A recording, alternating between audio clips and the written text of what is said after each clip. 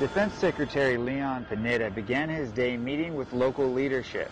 He then toured various areas of the base before meeting with a group of Marines and sailors to show his appreciation for their service and convey his passion for accomplishing the mission that many have died for. So you have my commitment that we are going to stay on that track. We're going to continue to move forward. We're going to continue to try to accomplish the mission of transitioning to the Afghans so that they ultimately can take control of the defense, security, and government of their country. During his visit, he presented 2 Marines with the Purple Heart. I thought that was pretty awesome. I had never been given this kind of opportunity before. I just wish it had been under different circumstances. My first thought was I was shocked that a Secretary of Defense was going to give myself a Purple Heart. Marine Sergeant Andrew Miller. Eager.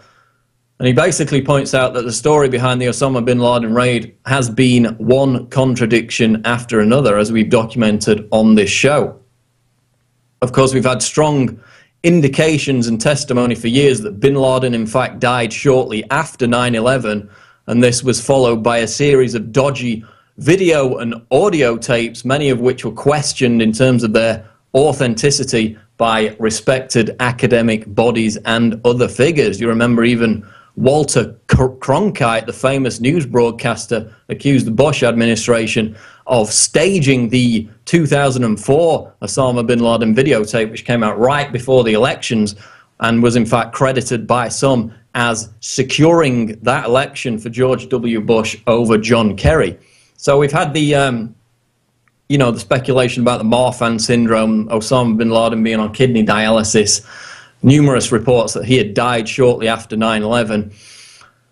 Then we have the so-called raid itself, the May 2011 raid on his compound in Pakistan, and his supposed burial at sea, you know, getting rid of the body quicker than Tony Soprano would, the refusal by the White House to release the images of the corpse, and of course the hoax story about bin Laden using his wife as a human shield, which came out immediately after the raid, later was proven to be complete nonsense. So now we have this. The Associated Press reports the nation's top special operations commander ordered military files about the Navy SEAL raid on Osama bin Laden's hideout to be purged from Defense Department computers and sent to the CIA, where they could be more easily shielded from ever being made public. Secretly moving the records allowed the Pentagon to tell the Associated Press that it couldn't find any documents inside the Defense Department that AP had requested more than 2 years ago, and could represent a new strategy for the US government to shield even its most sensitive activities from public scrutiny. So, you know, taking the NSA's line of logic, if you've got nothing to hide, then why not release the records? Why have we heard fanciful tales about bin Laden, the latest being this bizarre story about him being stopped for speeding in Pakistan, yet no hard evidence that any kind of raid which took out bin Laden actually took place in that area of Pakistan? And now an attempt to hide what really happened from public scrutiny by having files removed from the Defense Department computers and shifted over to the CIA. You know, you don't have to be a conspiracy theorist to accept there's something about the supposed bin Laden raid which the White House doesn't want you to know about. Moving on to technology news now. This is out of Natural News. 3D printing machines are printing bananas and mushrooms for consumption in space. Astronauts headed for outer space might be bringing mechanical chefs along in the form of 3D printers capable of printing food from efforts by scientists at Cornell University. Gel-like substances called hydrocolloids, altered with varying flavored agents, are producing food with different tastes and textures when printed. This could eliminate waste and space occupied by pre-packaged food containers. And did you know that this team at Cornell University has already been successful in printing fake bananas, mushrooms, and mozzarella cheese that closely resembles and tastes like the real thing? That's how far they've got along with this amazing 3D printing technology. And you know, given Moore's law, before we know it, everyone's going to have a home kitchen 3D printer. Within 5 to 10 years, Cornell's talking about the fact that the technology will be perfected to the point where you won't even be able to tell the difference between the real and the printed food.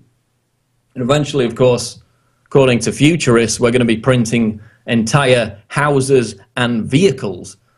As we saw, though, with Homeland Security targeting defense distributed with a 3D firearm, when people use this technology as a tool of self-empowerment, the state doesn't like it.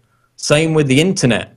Same with any emerging technology. The technology itself is neutral. It can be used for good or bad, but the establishment wants to seize and maintain the power to decide who can use it at all.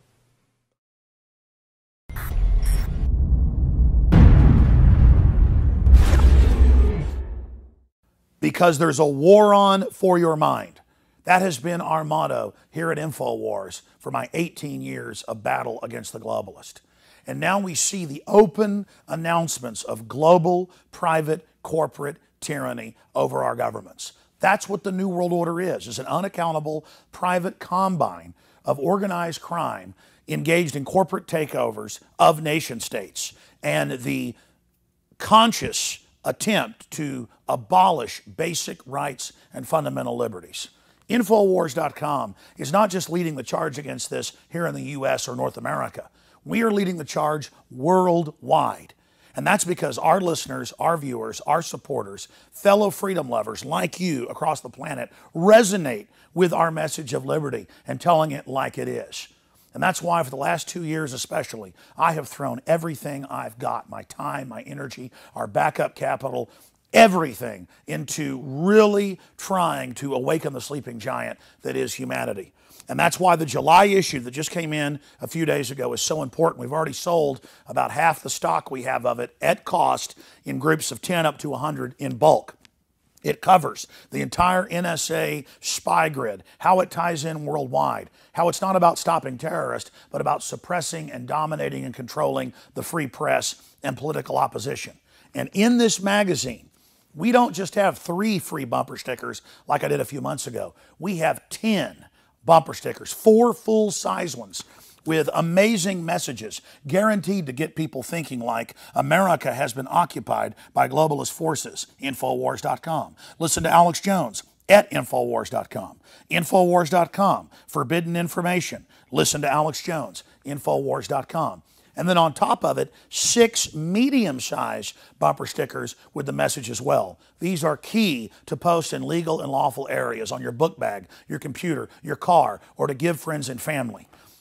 I have printed 500,000 of these bumper stickers. Only half of this month's run of magazines has them.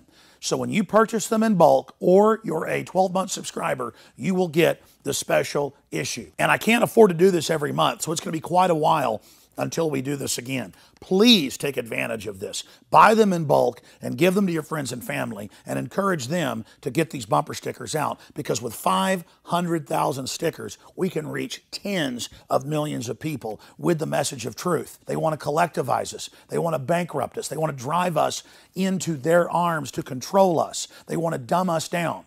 But the sleeping giant that is free humanity is awakening. So I want to thank you all for your support. I want to encourage everybody to go to InfoWarsStore.com and to get a 12-month subscription or to give a gift subscription. Imagine 12 of these coming to your friends or family's door to wake them up. Or to give a gift subscription to the local police department or your local congressman or woman.